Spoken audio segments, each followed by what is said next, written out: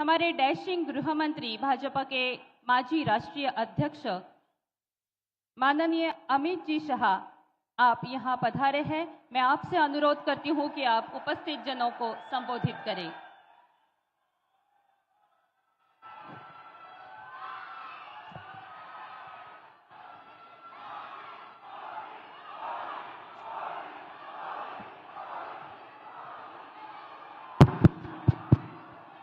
मेरे साथ बोलिए, भारत माता की। क्यों भाई, क्या हो गया युवाओं की आवाज को? लंबे टाइम से बैठे हो ना? अरे सारी बोरियत 10 मिनट में दूर हो जाएगी, चिंता मत करिए। मेरे साथ सभी लोग हाथ उठाएं, उठाइए दोनों हाथ।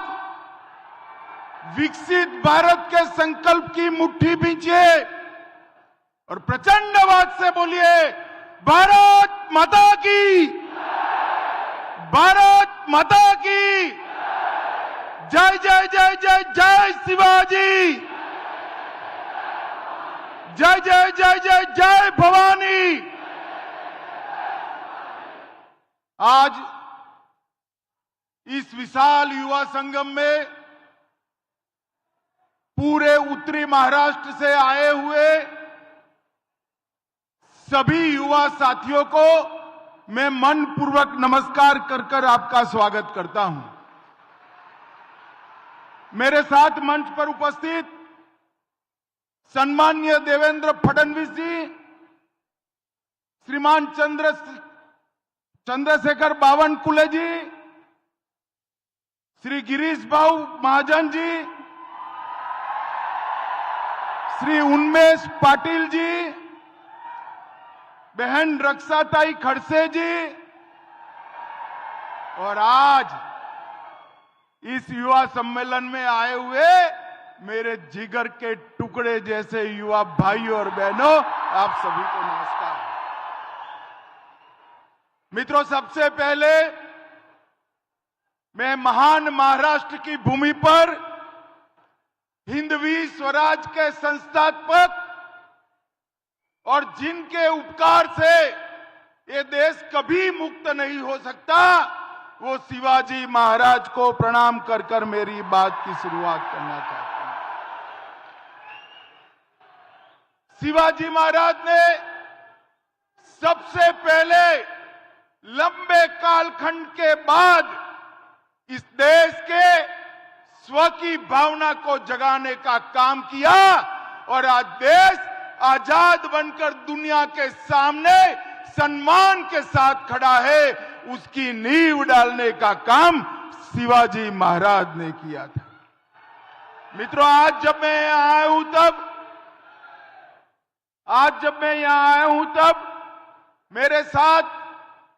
मेरे साथी सभी सांसद, राज्य सरकार के मंत्री, सभी विधायक और उत्तर महाराष्ट्र की पूरी भारतीय जनता पार्टी का नेतृत्व यहां बैठा है। मैं आपको कहने आया हूं कि मैं आने वाले 2024 के चुनाव के बारे में बात करने आया हूं। युवा साथियों, आप सोचते होंगे कि मंच पर से 24 के चुनाव में 8 प्रत्याशी आएंगे, उनके लिए चुनाव है, मोदी जी को फिर से प्रधानमंत्री बनाने के लिए चुनाव है। एक गलतफहमी में मत रहना। आने वाला चुनाव 2047 में आत्मनिर्भर और विकसित भारत बनाने का चुनाव है।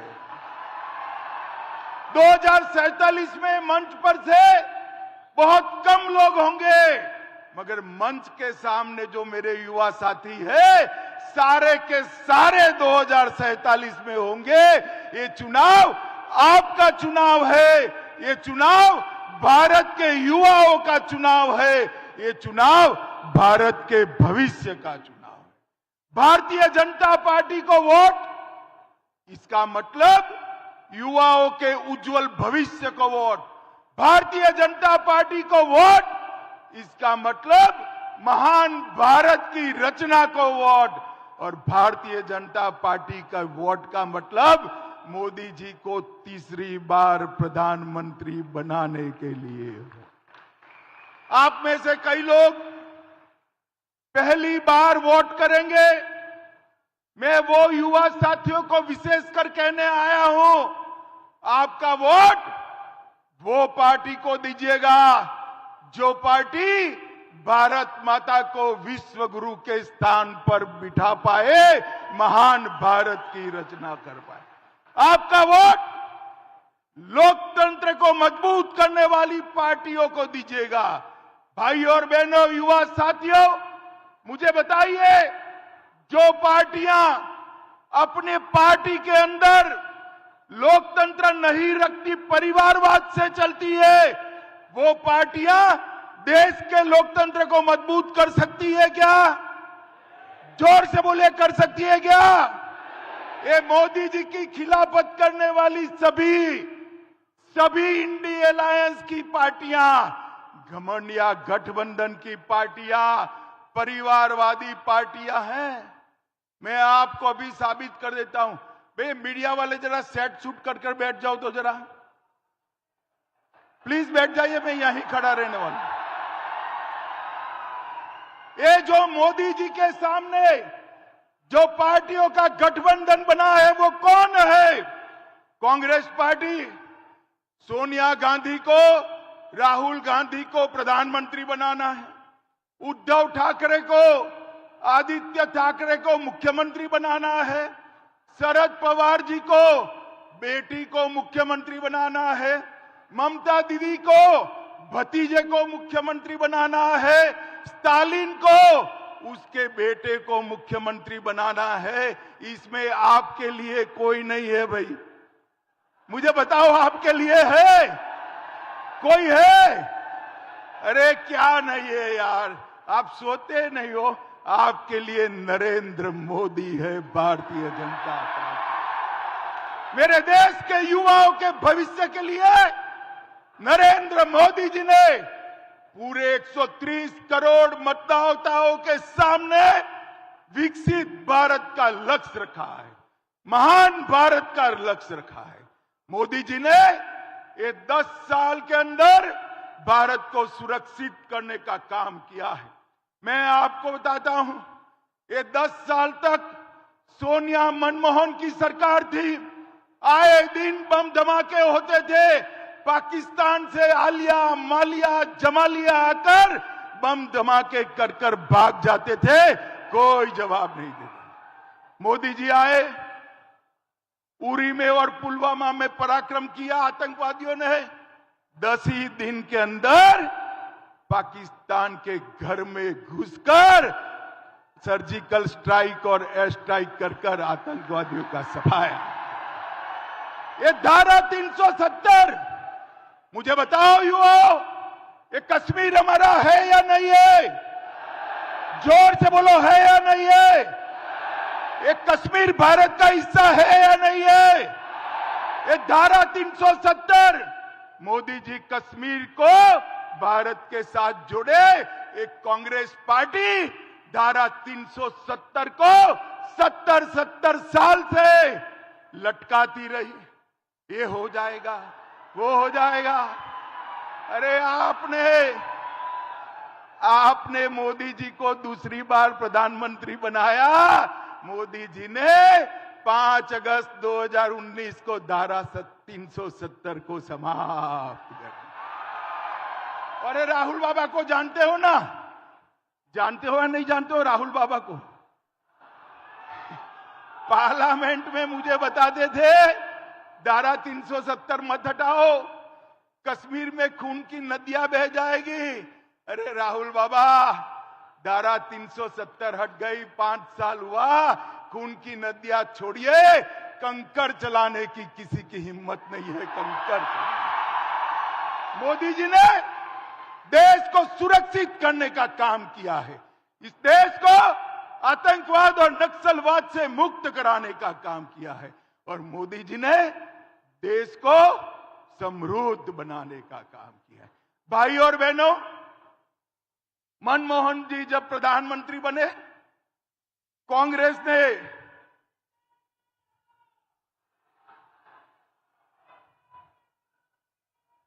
बैठो बैठो बैठो बैठो बैठो बैठो। बोलो भारत माता की। जब प्रधानमंत्री बने मनमोहन सिंह, कांग्रेस ने कहा अर्थशास्त्री प्रधानमंत्री बन गए। अटल जी देश को 11वें नंबर की अर्थव्यवस्था छोड़कर गए थे। कौन से नंबर की? जोर से बोलो, कौन से? कांग्रेस ने 10 साल में 11वें नंबर पर देश को रखा। मोदी जी ने 10 साल में 11 नंबर से 5 नंबर पर लाने का काम नरेंद्र मोदी जी ने किया। भाइयों और बहनों, मैं आपको बताता हूं, मैं मोदी जी की गारंटी आपको बताने आया हूं। मोदी का गारंटी है, तीसरा टर्म दे दो, तीसरे नंबर की अर्थव्यवस्था भारत बन जाएगा। और मित्रों, मोदी जी ने ये 10 साल के अंदर स्पेस से लेकर सेमीकंडक्टर तक, डिजिटल से लेकर ड्रोन तक, एआई से लेकर वैक्सीन तक और 5G से लेकर फिनटेक तक हर क्षेत्र में मेरे युवाओं के लिए दरवाजे खोलने का काम इस देश के नेता नरेंद्र मोदी जी है। मित्रों, गलती मत करना। आप जब इंटरव्यू देने जाओगे तो आपका बायोडेटा कोई देखेगा या नहीं देखेगा? देखेगा या नहीं देखेगा? कितने मार्क्स आए हैं, एसएससी में क्या हुआ, 12th में क्या हुआ, फाइनल एमबीबीएस में क्या हुआ, देखेगा या नहीं? तो आपको देश का प्रधानमंत्री बनाना है, बायोडेटा देखोगे या नहीं देखोगे? देखोगे क्या नहीं देखोगे? बायोडेटा देख लेना। आपकी चॉइस केवल और केवल नरेंद्र मोदी होगी और कोई नहीं होगा। नरेंद्र मोदी जी के पास 10 वर्ष का हिसाब भी है और नरेंद्र मोदी के पास 25 साल का विजन भी है। मित्रों, ऐसा नेता बार बार नहीं मिलता है देश को आगे बढ़ाने वाले। मित्रों, युवाओं के लिए इस देश के अर्थतंत्र को मोदी जी ने आगे बनाया। वैश्विक मानचित्र पर भारत आज ब्राइट स्पॉट बनकर उभरा है। भारत में विगत 10 साल में हर हफ्ते एक यूनिवर्सिटी खोलने का काम नरेंद्र मोदी ने किया है। हर दिन 2 नए कॉलेज खोले हैं। हर दिन 55 पेटेंट्स और 600 ट्रेडमार्क रजिस्टर हुए हैं। हर दिन 1.5 लाख युवाओं को मुद्रा लोन दिए हैं। हर दिन 10 साल तक हर दिन 37 नए स्टार्टअप बने हैं। हर दिन 16,000 करोड़ डिजिटल ट्रांजैक्शन हुए हैं। हर दिन 3 सस्ती दवाई की दुकान खोली है। हर दिन 14 किलोमीटर रेलवे ट्रैक बनाया है। हर दिन 50,000 गरीब महिलाओं को गैस का सिलेंडर दिया है। हर दिन 75,000 लोगों को गरीबी रेखा से बाहर निकाला है। और हर सेकंड 10 साल तक हर सेकंड एक गरीब के घर में नल से जल पहुंचाने का काम नरेंद्र मोदी जी ने किया। मैं तो पवार साहब को कहता हूं, पवार साहब, मोदी जी को 10 साल हुए, ये 50 साल से महाराष्ट्र की जनता आपको ढो रही है, सहन कर रही है। 50 साल छोड़िए, 5 साल का हिसाब दे दीजिए जनता को। मैं तो 10 साल का हिसाब लेने आया हूं। मित्रों, आज मैं युवा साथियों को बताने आया हूं, मित्रों, इस दुनिया में डर के लिए कोई जगह नहीं है। सिर्फ ताकत ही दुनिया में सम्मान दिलाती है। ताकत के साथ बाहर आइए, युवा अपना मत व्यक्त करे और तीसरी बार मोदी जी को 400 पार की बहुमति से जिताकर रखिए। हमने इसके लिए पूरा काम किया। मित्रों, इस देश की संस्कृति को एक कांग्रेसी वोट बैंक की लालच में हमेशा दबाते रहे। मुझे बताओ युवाओं, इस देश में राम मंदिर पहले बनना चाहिए था या नहीं बनना चाहिए था? जोर से बोलिए, अयोध्या में राम मंदिर बनना चाहिए था, नहीं बनना चाहिए था? काशी विश्वनाथ कॉरिडोर बनना चाहिए था या नहीं बनना चाहिए था? एक कांग्रेस पार्टी ने वोट बैंक के डर से 70 साल तक रामलल्ला को टेंट में रखा।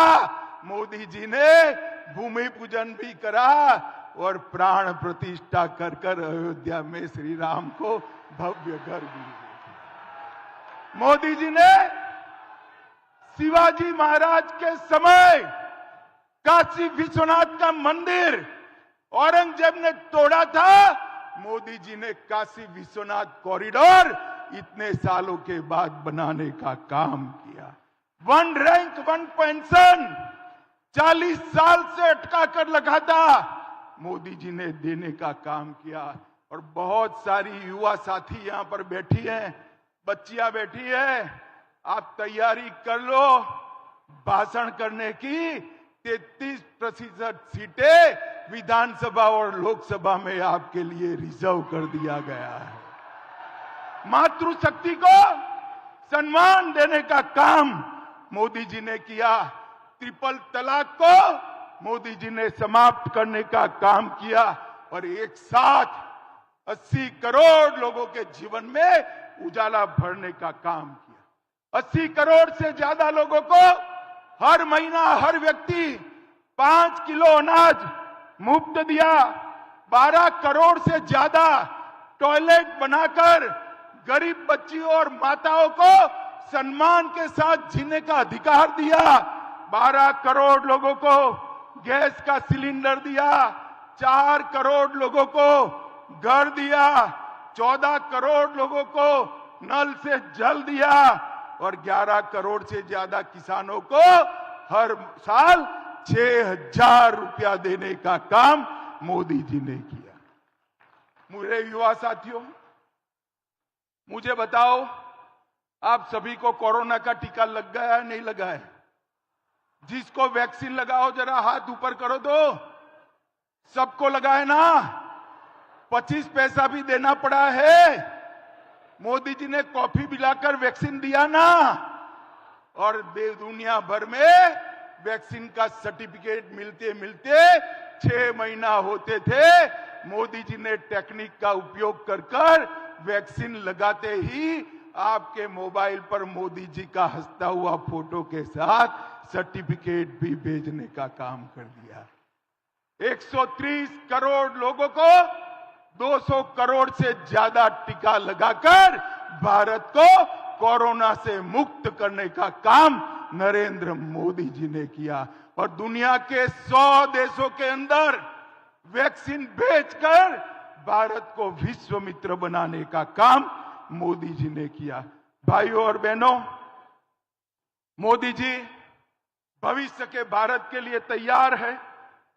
2030 में दुनिया की तीसरे नंबर की अर्थव्यवस्था बनना है। 2035 तक अंतरिक्ष में स्टेशन स्थापित करना है।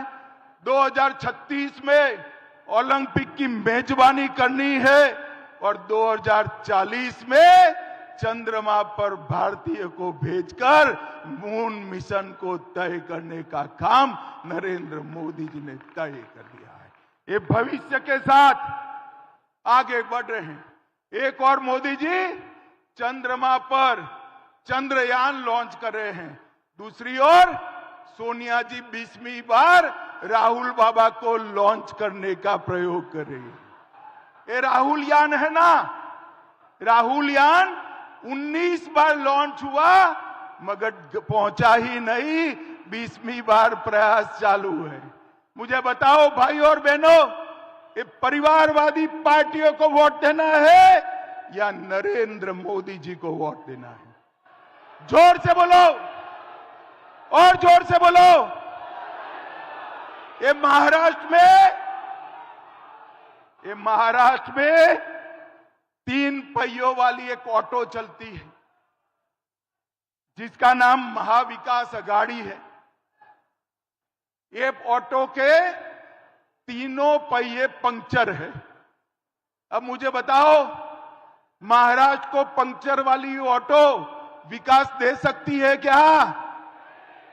एकनाथ जी और देवेंद्र जी के नेतृत्व में भारतीय जनता पार्टी ही महाराष्ट्र को विकास दे सकती है। मित्रों, महाराष्ट्र को विकास देते मोदी जी ने इस देश के युवाओं के लिए कई उच्च संस्थान खोले। स्किल इंडिया मिशन के द्वारा 1,40,00,000 युवाओं को प्रशिक्षित किया।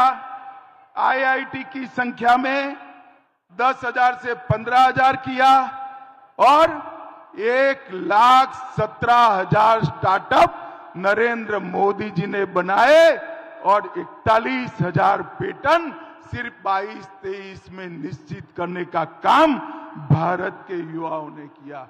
और मित्रों, बहुत सारे ये हमारे नेताओं ने यहां पर मेडिकल हब बनाया है, बहुत सारे मेडिकल के स्टूडेंट्स आए हैं। आपकी मेडिकल की पढ़ाई लिखाई की सुविधाएं नरेंद्र मोदी जी ने 2 गुना कर दी है, 2 गुना कर दी है। और मैं आपको कहता हूं, अगले 3 साल में हर साल 1 लाख से ज्यादा बच्चे डॉक्टर बनकर समाज की सेवा करने के लिए आगे आएंगे।